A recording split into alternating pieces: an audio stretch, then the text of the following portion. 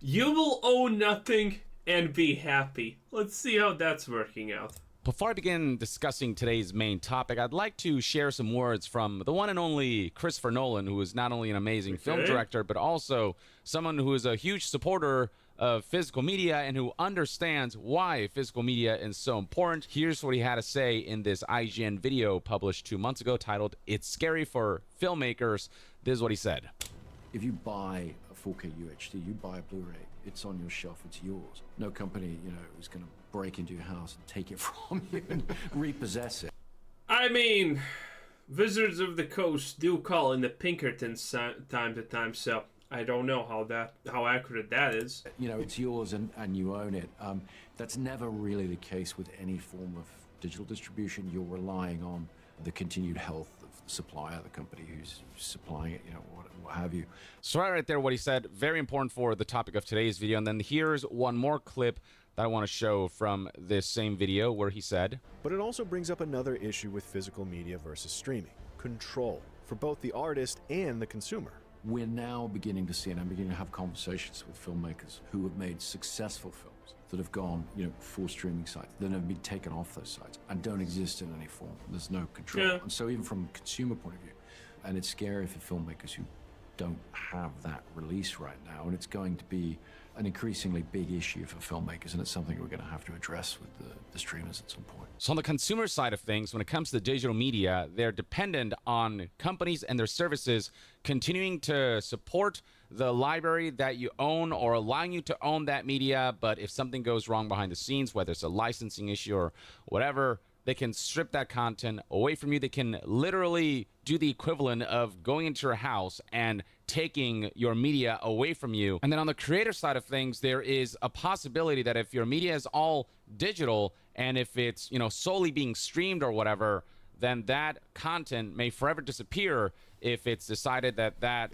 piece of content no longer belongs in the streaming service. He's explaining this like this is some kind of new esoteric, never heard before concept. My dude, you're a Chinese shell. We already know everything about this, but China can't do that, by the way. Just so you know. If it's decided that licensing issues or whatever just constitutes this content being removed altogether. Now, Christopher Nolan, of course, is talking about movies, but this applies to video games as well. We've seen tons of video games disappear completely throughout the course of games industry history, especially when, digital shops close down and games are digital only, or when you got services like Stadia, which are cloud only, and Stadia exclusives are made after Stadia shut down. Those Stadia exclusives disappeared forever, and the only reason many of these games have been salvaged is because of emulation and ROM websites that have preserved these games. But other than that, on an official capacity, the games industry really hasn't. Well, those websites can also just magically vanish at one point, so what does that honestly matter that they got salvaged? Currently, this conversation is kind of a little bit more about just not the general issue of the fact that you're putting everything you like into the hands of other people who could decide on a whim that, you know what, no longer do you are allowed to like this. No, it's like, oh, some things that are like that I do like and it's good. I wonder what his opinion about Steam is, because Steam is just one more platform and you absolutely don't own anything, and if Steam decides to ban you on a whim, congratulations, they just ban you on a whim and you can't do anything about it. I wonder if his opinion about that is the same. Done much to preserve these games. And then there is the consumer side of things where we're seeing situations where people's library is being stripped of content that they purchased. We saw this earlier back in December of 2023 when PlayStation sent the following email and notice to customers saying that due to our Bethesda's launcher had the same thing. They shut it down because the Bethesda launcher, bro, who wants to use that garbage? And so you need to put your games on Steam if you had in a certain period of time, otherwise you would lose them. Content licensing arrangements with content providers, you'll no longer be able to watch any of your previously purchased Discovery content, and the content will be removed from your video library, which is just utterly insane. Literally what Christopher Nolan said about how when you own physical media, they can't just break into your house and repossess your media. Well, with digital content, they can straight up do that, and that's what they were planning to do until the backlash got so bad that PlayStation and Sony decided to update their licensing arrangements, and so the Discovery content removal plan for December 31st, 2023 is no longer occurring. But there was a chance that that could... Hey, if you're not pirating these things, that's on you, honestly. I have never spent a dime on any of the on any garbage like this because, well, why would I? Very well happen. We still saw a sneak peek of the kind of dystopia that an all-digital future can pave the road for. And then beyond that, you've got this situation from back in 2022 where libraries had movies removed from them. This affected Germany and Austria specifically, but there's a situation where they didn't pull back and that content was removed for folks in those countries. So there have been situations where... Austria and Germany, who cares? More than just content is getting removed from them. Yeah, so it is fine. Sony and PlayStation have gone through with the removal of purchase content from digital libraries, and this is why people have been putting out statements like, if paying isn't owning, piracy isn't stealing, which garnered tons of... Hey, that's what I said. You know, traction on Twitter. And, you know, there's a point to be made about that, and the only reason some of the... No, there isn't, Young. You're literally shaking and afraid to actually say the words that you are saying. Only now, because it's socially acceptable for the moment, do you even dare to stop shaking in your short skirt and saying these things. Media that would have otherwise disappeared can be accessed is because of piracy websites that preserve that content, which is just obviously not helping. And that wasn't the point that this person made. That was not the point that I made. Hey, if I buy your game and don't own it, then, you know, if I pirate your game, you don't also own it. So, you know, we're completely fair on that one. The fight against piracy or whatever.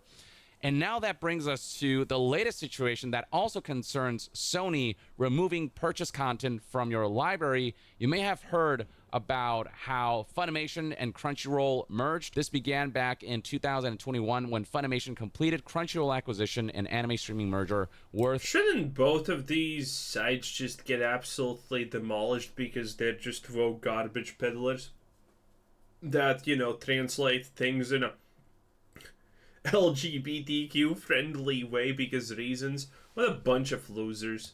Nearly $1.2 billion. If you have a Crunchyroll or whatever subscription, you should just get rid of it. That means is that both Funimation and Crunchyroll now are under the banner of Sony Pictures Entertainment. Now, Sony obviously didn't want two anime services to compete against each other under the same company, which is why they decided to make Funimation a part of Crunchyroll to make an anime super service as of March of 2022. And that eventually led to the announcement that the Funimation app will officially shut down and sunset in April. Funimation users will have 2 months as of the publishing of this article, February 7th, 2024, to either cancel their subscription or merge their Funimation and Crunchyroll accounts before Funimation sunsets. Now, there is a particular issue that comes with this situation that has been raised across social media, and there is absolutely no problem with this. If you were dumb enough to get a subscription to Crunchyroll or Funimation in the first place, that's on you, sweet cheeks. That customers and subscribers have expressed concerns over. So here's the official Funimation page that details this whole situation. As part of Crunchyroll's unification of fan services announced in March of 2022, the Funimation app and website will sunset on April 2nd, 2024. Rest assured, this transition will not impact your access to the vast library of anime available on Crunchyroll, but it will impact you if you have digital content on Funimation, if you have made digital purchases that have added content to your digital library. God damn it, you need to be stupid to do that. On Funimation. Those Stop! Won't carry over, as stated here in this FAQ section, where there's a question that says, what is going to happen to my... Buying this crap or just clicking one download button on a website? How is this... How are people doing this? Digital copies? It reads right here, we understand that you may have concerns about your digital copies from Funimation. These digital copies available on Funimation were a digital access to the content available on the DVDs or Blu-rays purchased. Please note that Crunchyroll does not currently support Funimation digital copies, which means that access to previously available digital copies will not be supported.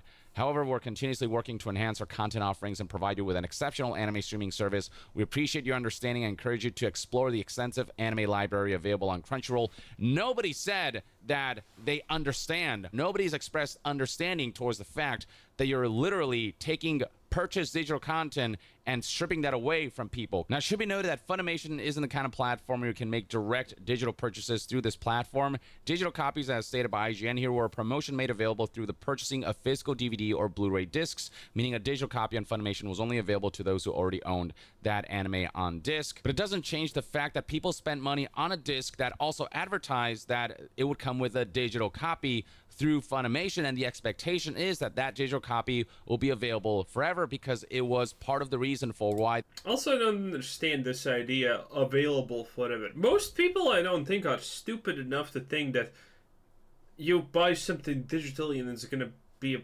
available forever. Are you really? Is anyone here really that stupid to think that, oh, I'm going to buy Steam and Steam never is going to change? Well, really? I mean, okay. Be an idiot, I guess, if you want to that badly. I'm gonna be reasonable and say, yeah, I don't own this physically, so yeah, it probably can get deleted and yeeted at any point. Hope it doesn't, but, it could.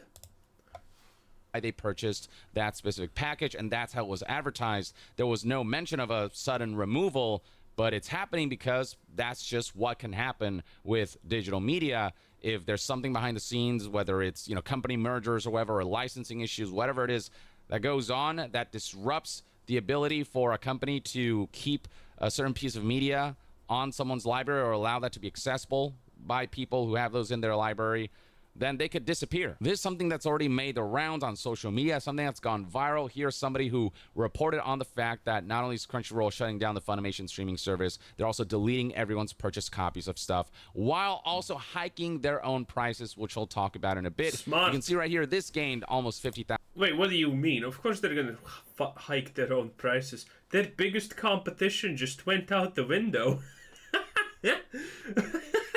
Do you think competition doesn't actually lower prices, then, my sweet dear summer child? Well, it does. Let me tell you that. 1,000 likes and over 5 million views in just a matter of days.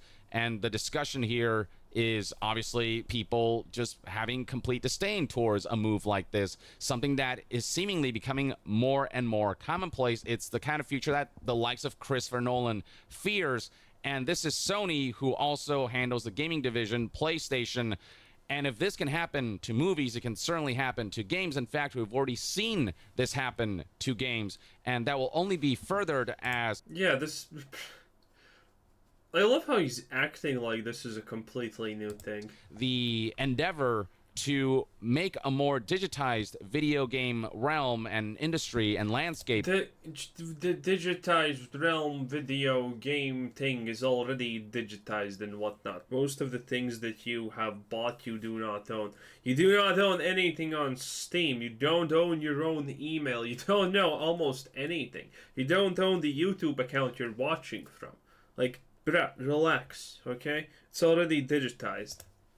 Continues. We're getting to a point where we're seeing, Xbox having plans to release refresh Xbox series that are all digital, that don't come with a disc drive and stuff like that. And you can see... Yeah, of course. Why would it? I'm surprised it took them that long to honestly do it in the first place. Just from how game publishers are conducting themselves, that for them, the ideal future would be an all... Does your PC have a disc drive? Mine doesn't. Only flash drives. Digital future where they can exert more control over the content that people own, and it's also going to be cheaper for them because they don't have to go through the trouble of sending your discs and cartridges, whatever, out to retailers and the like.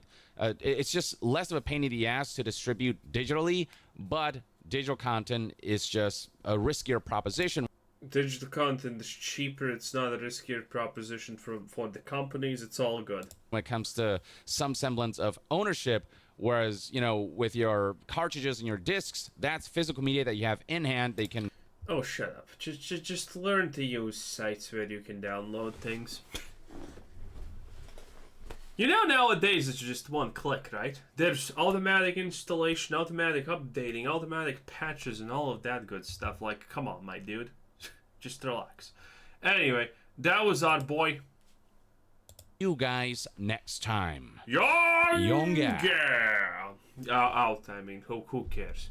Anyway, China pay symbol, it is what it is. So this was Christopher Citizen. Thanks for watching. Subscribe if you haven't already, and have a nice day. Bye-bye.